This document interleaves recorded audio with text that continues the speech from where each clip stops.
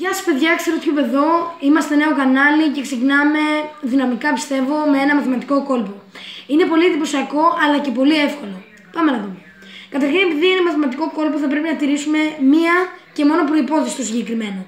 Πρέπει να δώσουμε στον εθελοντή για να διαλέξει φύλλο 9.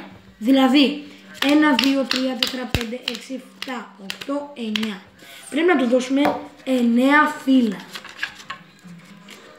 Από τα 9 φύλλα ο εθελοντής μας διαλέγει ένα. Στην προκειμένη περίπτωση το 5 καρό.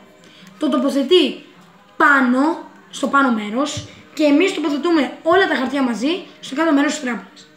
Τώρα λειτουργούμε με αναλογίες. Τι εννοώ? Ξεκινούμε να μετρούμε από το 10 έως το 0 και αν συμπίπτει το φύλλο της τράπουλας με τον αριθμό, σταματάμε. Παράδειγμα, 10 σταματάμε. 10, 9, 8, σταματάμε. 10, 9, 8, 7, 6, 5, 4, 3, 2, 1, 0. Καταρχήν ξέχασα να αναφέρω ότι θα κάνουμε 4 στήλες. 10 σταματάμε. Λοιπόν, 10 και 10, 20 και 8, 28. Πρέπει δηλαδή να θρήσουμε αυτά που έμειναν, τα φύλλα, να τα θρήσουμε και το άθροισμά μας θα είναι το φύλλο που διάλεξε ο εθελοντής. Λοιπόν, άρα 10 και 10, 20 και 8, 28. Άρα το 28ο φύλλο της τράπουλας θα είναι το που διάλεξε ο εθελοντής. Πάμε μαζί. 1, 2, 3, 4, 5, 6, 7, 8, 9, 10. 1, 2, 3, 4, 5, 6, 7, 8, 9, 10. 1, 2, 3, 4, 5, 6, 7, 8. Το φύλλο μας είναι το 5 καρό. Σωστά? Λοιπόν, πάμε να δούμε τώρα πώς έγινε αυτό. Με συγχωρείτε λίγο να μαζέψω τα χαρτιά. Λοιπόν, πολύ ωραία. Θα μετατέψω. Δεν έχουμε τα ίδια.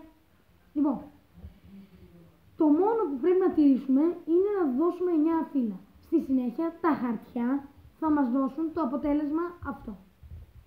Λοιπόν, πάμε ξανά. 1, 2, 3, 4, 5, 6, 7, 8, 9. Δεν χρειάζεται να μαγειρέψουμε την τράπουλα, να τη στήσουμε. Είναι πολύ εύκολο το κόλπο. 4, 6, 7, 8, 9. Διαλέγει στο νόημα μας ένα φύλλο. Φύλλο αυτό είναι το 4 σπαθί. Το τοποθετούμε πάνω και κάτω σε όλη την τράπουλα. Ξεκινούμε με τις αναλογίες. 10 σταματάμε.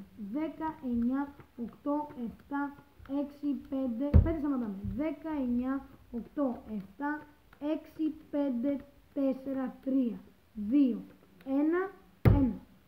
10, 9, 8, 7, 6, 5, 4, 3, 2, 1, 0. Άρα, 5 και 1, 6 και 10, 16. Το 16ο φύλλο από την τράπουλα είναι το φύλλο που διάλεξε ο εθελοντής. Δηλαδή, πρέπει να αθροίσουμε αυτά τα φύλλα που έμειναν σταθερά από τις 4 στήλες. Πάμε μαζί. 1, 2, 3, 4, 5, 6, 7, 8, 9, 10, 11, 12, 13, 14, 15, 16. Το 4 σπαθί. Ευχαριστώ παιδιά που το είδατε. Ελπίζω να σας άρεσε. Αν σας άρεσε, κάντε ένα like κάτω στα descriptions και αν θέλετε να δείτε και άλλα βίντεο, κάντε ένα subscribe στο κανάλι. Καλό βράδυ!